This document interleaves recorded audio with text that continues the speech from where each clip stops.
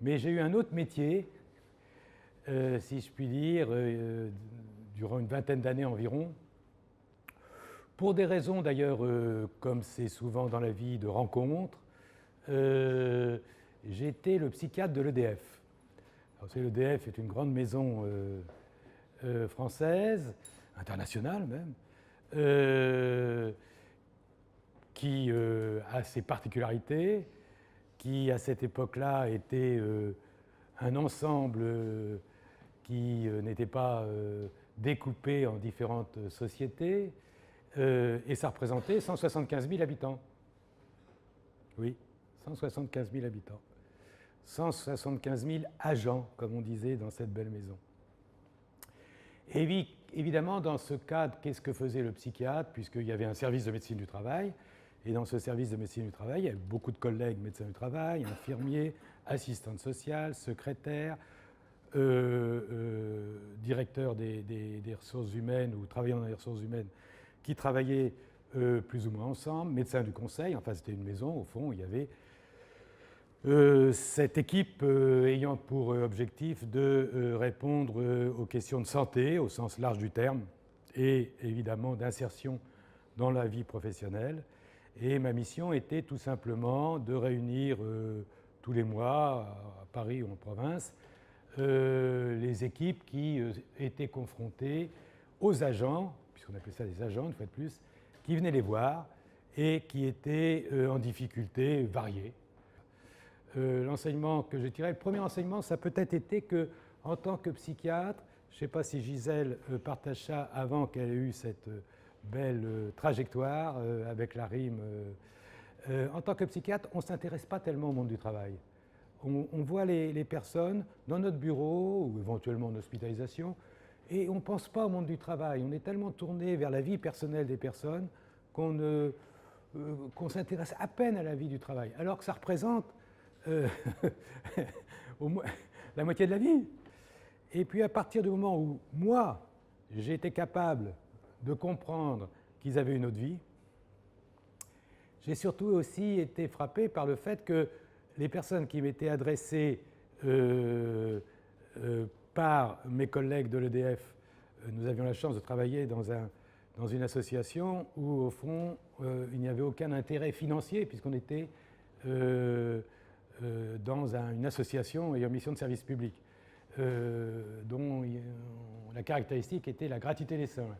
Donc je pouvais recevoir, je ne me créais pas une clientèle, ce n'était pas ma situation. Mais les personnes qui venaient me voir parce qu'elles avaient des problèmes plus ou moins importants, dans le cadre repéré par les collègues de la médecine du travail, ils me parlaient de leur travail. C'est-à-dire que les personnes, quand ils viennent vous voir, ils vous parlent de leur vie privée, mais quand ils sont adressés par quelqu'un qui les adresse pour un problème de travail, ils commencent à parler de leur travail. Et ça a été ma première expérience. De savoir que les personnes ne vont peut-être pas, quand ils ont des difficultés plus ou moins importantes, aller voir un professionnel extérieur à la vie professionnelle, parler de leur vie professionnelle. Ils vous en parlent beaucoup, mais ils n'en parlent pas forcément à d'autres, comme si on avait presque spontanément une sorte de classification de ce qu'on doit parler, à qui on doit le dire. Elle a beaucoup changé en 20 ans et elle a changé de telle façon que le travail a changé, les conditions de travail ont changé, l'organisation du travail a changé, alors que c'était une maison d'une stabilité. Vous savez, c'était les maisons où on était dans l'entreprise de père en fils ou de mère en fils ou en fille. On était même plutôt recrutés sous cette forme-là. Il y avait les Charbonnages de France, il y avait l'EDF, il y avait la SNCF, ces grandes maisons-là, c'était comme ça. Eh bien, ça c'est une des caractéristiques. Et alors, il y avait une sorte d'histoire, chaque entreprise a une histoire, chaque entreprise a une culture, et que cette histoire était très sérieusement mise en question par rapport à ces modifications qui se déroulaient. Et je pense que ce n'est pas uniquement lié, vous me direz si ce n'est pas le cas, mais ce n'est pas uniquement lié à cette entreprise, bien évidemment. Les entreprises ont chacun une histoire, mais une histoire qui est de plus en plus en mouvement, disons en dynamique, heureuse ou malheureuse d'ailleurs. Et le travail est devenu de plus en plus un travail où ce n'était pas la charge physique qui était en jeu et pour lesquels les agents venaient consulter les équipes de médecine du travail, c'était la charge mentale. C'était tout ce qui représentait au fond les difficultés qu'ils avaient dans leur relation, ils en avaient toujours eu, mais dans leur relation avec les changements que l'entreprise connaissait. Et je pense que ça, c'est quelque chose aussi qui fait qu'aujourd'hui, on est dans une société, y compris dans les grandes industries, dans des sociétés qui ressemblent plus à des sociétés de services qu'à des sociétés industrielles où la charge physique était au premier plan. Mais en tout cas, nous avons été dans une spécialité qui était une spécialité d'écoute. Et c'est pour ça que je me suis permis, après quelques années d'expérience, de réfléchir au fond, qu'est-ce que c'était qu'écouter et être écouté. Et pour tout vous dire, ce qui m'a le plus intéressé, c'est pas comment écouter. Pourquoi? Ça compte, hein? On va en parler. Mais on a été au cours, là aussi, des dernières décennies, un peu envahi par « il faut savoir écouter », il faut écouter. Quelles que soient les professions, hein, mais en particulier dans les professions que vous représentez, et encore plus dans celles que je représente. Il faut savoir écouter. Alors les parents, il faut qu'ils sachent écouter les enfants. Les conjoints, il faut qu'ils sachent s'écouter entre eux. Et dans le monde professionnel, il faut savoir écouter les salariés. Voilà. Et dès l'école, on apprend à écouter.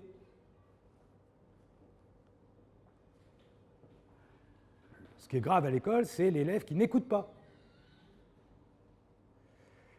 Et j'ai eu cet intérêt pour dire au fond, écouter, oui, d'accord. Il y a sûrement différentes manières d'écouter, il faut savoir écouter. Maintenant, on le sait, il faut savoir communiquer.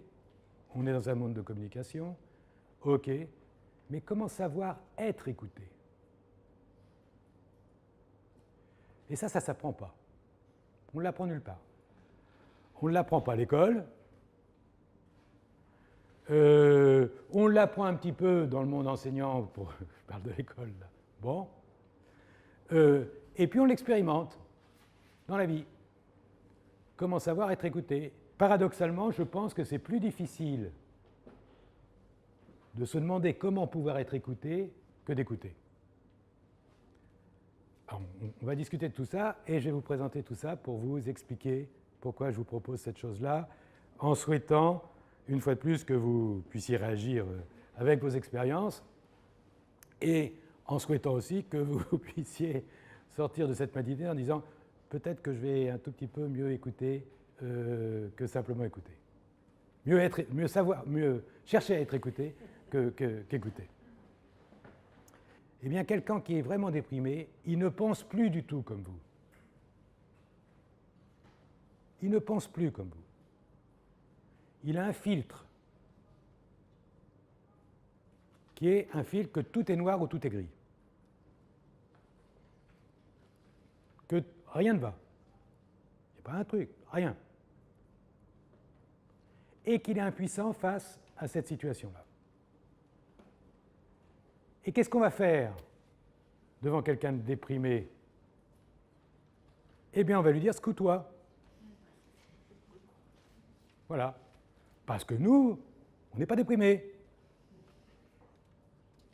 Et on n'arrive pas à penser que lui, il ne peut pas penser comme ça. Il ne peut pas penser comme ça. Sa manière de penser n'est pas celle-là. Elle n'est plus celle-là. Elle va savoir venir. Mais momentanément, elle n'est plus celle-là. Donc il ne peut plus se dire « je peux me secouer ». Est-ce que vous diriez, je donne cet exemple-là parce qu'il est simple et au fond, je trouve qu'il est suffisamment parlant. Est-ce que vous diriez à quelqu'un qui a une fracture de jambe « c'est pas grave, va faire un 100 mètres ». Alors nous, on a un exemple qui est encore plus caractéristique, qu'on rencontre parfois dans la vie professionnelle, c'est qu'on a des personnes qui sont totalement délirantes. Bon, alors nous, on a la chance de délirer 4 ou 5 fois par nuit.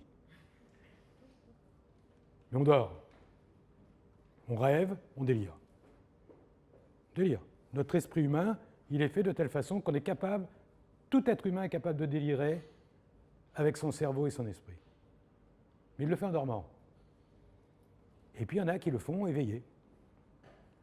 Et allez vous mettre à la place du délirant, de penser comme lui, c'est très compliqué. Hein. Vous dites, j'y arrive pas, mais il est fou. Alors comme il est fou, on l'envoie au psychiatre. Voilà. Et nous, on n'est pas plus malin que vous. C'est-à-dire, nous, on dit aussi, il est fou. Et puis, on va essayer qu'il soit moins. Bon, voilà. Hein? Avec un tout petit truc en plus qu'on a, parce que l'expérience nous le montre, que quelqu'un qui délire, c'est une solution pour lui. C'est sa manière de traiter son angoisse. On a différentes manières de traiter nos angoisses. Il y en a qui fuient, il y en a qui se polarisent sur un problème, il y en a qui, etc., etc. Puis il y en a qui délirent. Mais ça leur fait, aux parents, ça leur fait peur de dire à leur enfant d'aller voir un psy. C'est blessant, au fond, pour un parent, de dire que son enfant ne va pas bien. C'est blessant. C'est désagréable. On se sent coupable. Bon. Alors moi, j'ai eu des situations où on m'adressait une adolescente et les parents avaient dit « Je t'emmène voir le gynécologue ».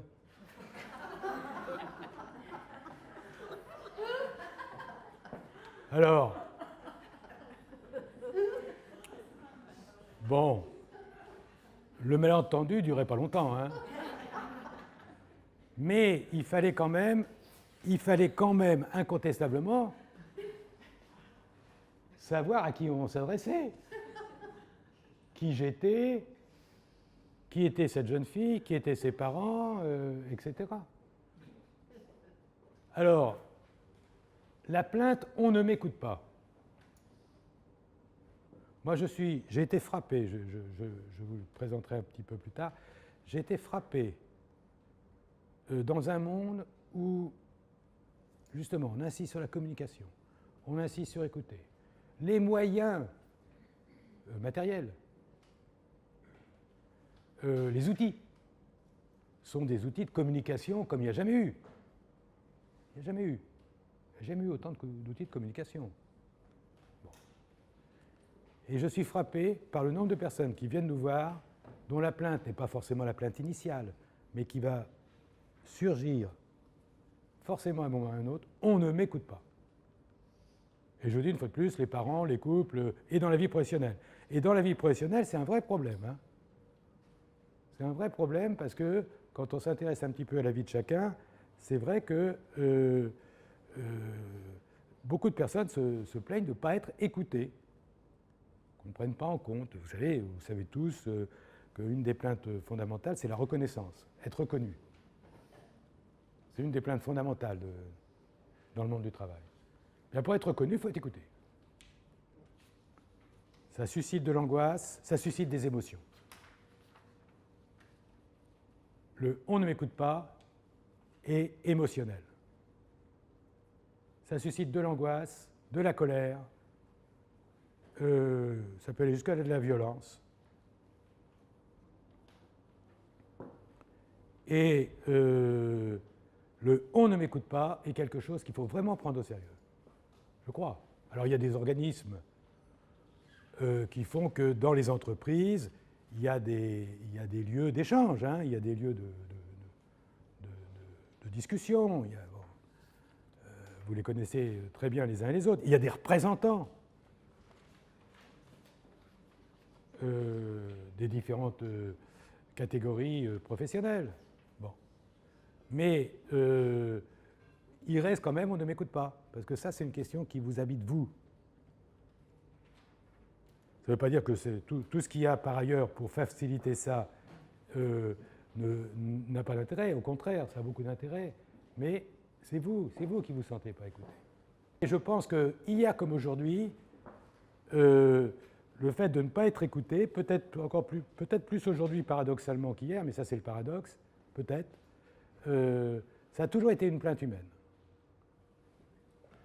Je lisais en écrivant ce livre quelque chose qui a été écrit par quelqu'un, je ne me souviens plus qui d'ailleurs, mais qui avait dit, au fond, pourquoi la musique a été inventée depuis les premiers hommes? Pourquoi, au fond, on a eu besoin de la musique? Et alors, son interprétation, c'était pour être écouté des dieux. C'est-à-dire que, depuis que le monde est monde, au fond, ça montrait bien dans son idée que peut-être on a toujours cherché à être écouté. Alors, quand on n'était pas écouté, on cherchait une puissance supérieure qui pouvait nous sortir d'affaire. Aujourd'hui, on peut toujours aussi avoir cette idée-là, d'ailleurs, mais on est aussi quand même dans des relations où on peut se parler un petit peu plus facilement. Hein. Donc, vous voyez, on a toujours eu ce besoin-là, mais en même temps, et c'était de l'angoisse. C'était de l'angoisse. Alors, est-ce que c'est une question d'empathie? Pour écouter, il faut se mettre à la place de l'autre. Alors, je vais vous faire une confidence. Pas une confidence, d'ailleurs, mais moi, l'empathie, c'est bien, hein? Non, mais je fais... J'ai l'air de vous faire croire que je trouve ça nul. Non. Non. Mais il ne faut pas oublier qu'on est dans des positions dissymétriques. Quand vous êtes médecin du travail et que vous recevez un salarié, vous n'êtes pas dans une position symétrique. Quand vous êtes médecin et que vous recevez, pareil, un salarié, vous n'êtes pas dans une position symétrique. Nous, en tant que psy, recevant un patient, on n'est pas dans une position symétrique. On est dans des positions dissymétriques. Dissymétrique ne veut pas dire d'inégalité. Ça veut dire qu'on est là pour apporter quelque chose que l'autre n'a pas. Et la personne qui vient nous voir doit nous apporter quelque chose qu'on a besoin d'avoir pour mieux l'aider. Bon. Ces positions dissymétriques sont des positions qui font qu'on n'est jamais totalement empathique. Il vaut mieux aller vers l'empathie. Il vaut mieux essayer de se mettre à la place de l'autre. Partager le mieux possible ses sentiments. C'est vrai. Mais il ne faut pas oublier qu'on est dans des positions dissymétriques. Nos rôles nous amènent à être en dissymétrique avec ceux qui s'adressent à nous. Après, j'entrerai plus dans les détails rapidement. Mais tout ça, pourquoi? Parce que ça fait bien. Ça fait du bien de rencontrer quelqu'un. C'est humain. Et qu'il vaut mieux une bonne rencontre qu'une mauvaise. Parce que ça atténue les problèmes. Une bonne rencontre, c'est une rencontre qui repose sur une écoute. Hein. Ça crée des nouveaux liens ou ça les reproduit, mais en tout cas, c'est dynamique. Et communiquer, ça développe aussi l'autonomie, c'est-à-dire ça permet d'affirmer ce qu'on a à dire. Être écouté, c'est tout au long de la vie. Du bébé jusqu'à notre mort. Parce que ça va arriver un jour. Hein.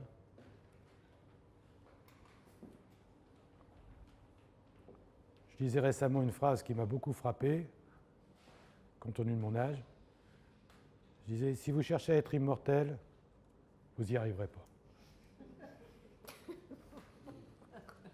C'est désespérant, mais,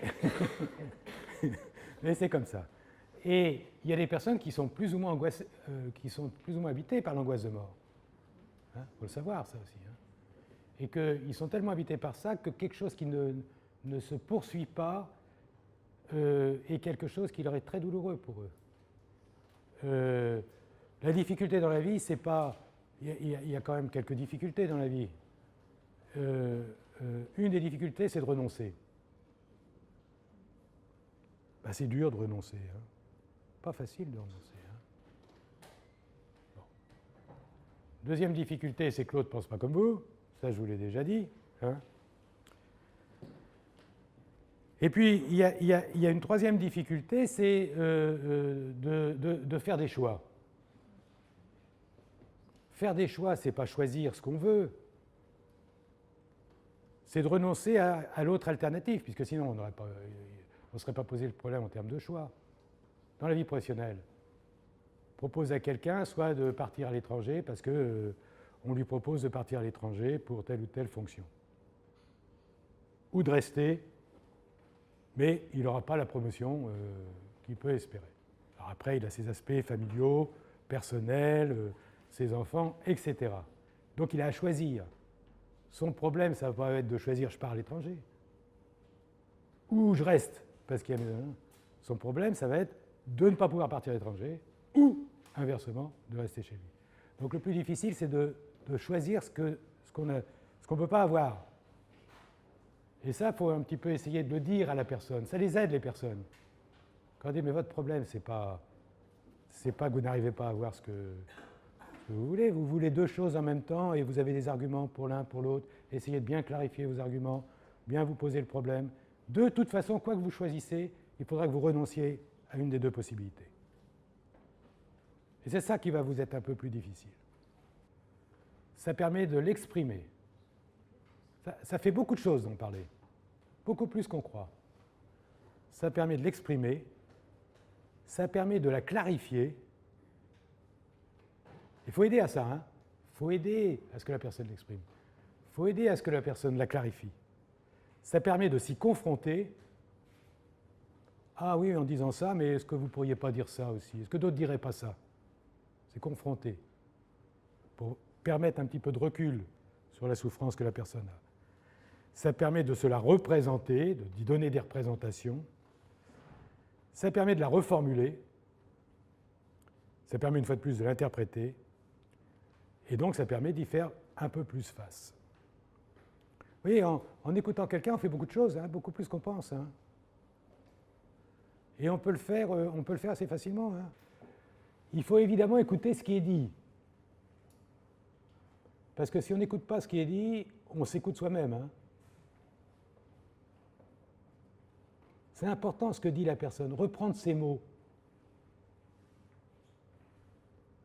Écoutez 5 minutes la personne, pas 23 secondes, mais 5 minutes. Il dit, mais oui, mais là, tout à l'heure, vous m'avez dit ça.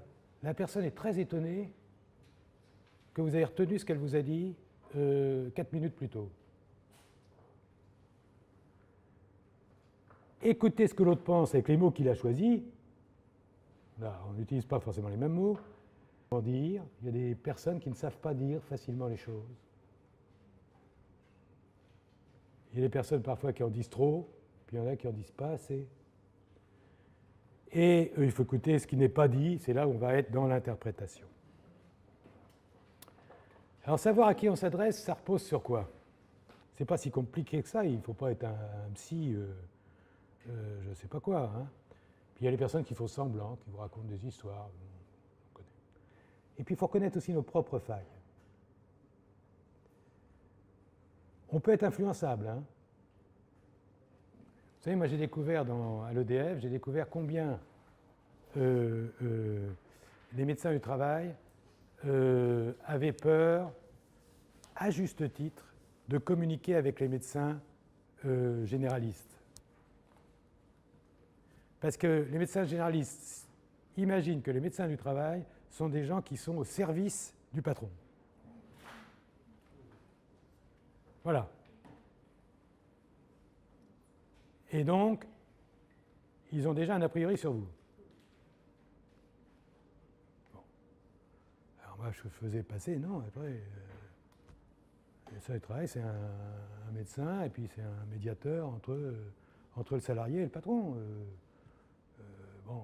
Alors, bien sûr, il est payé par l'entreprise, c'est vrai. Ou par un service qui dépend de l'entreprise, bon, peu importe. Mais il n'est pas au service d'eux.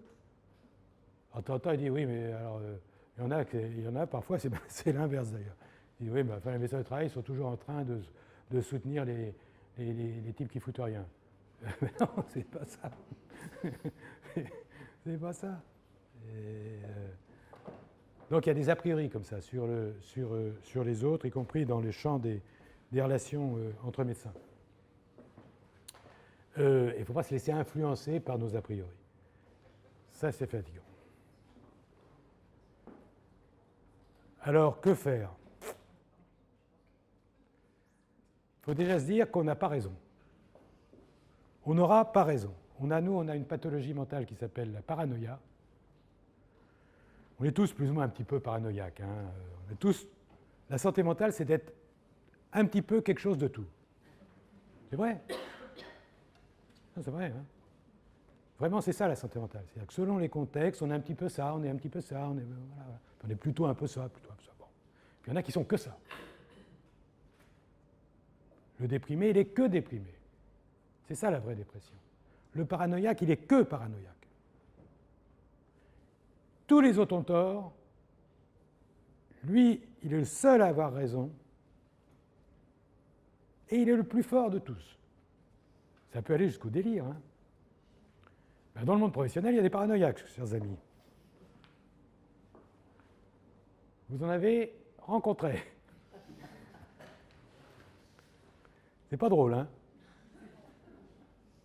C'est pas drôle pour vous, c'est pas drôle pour les collègues de travail, hein?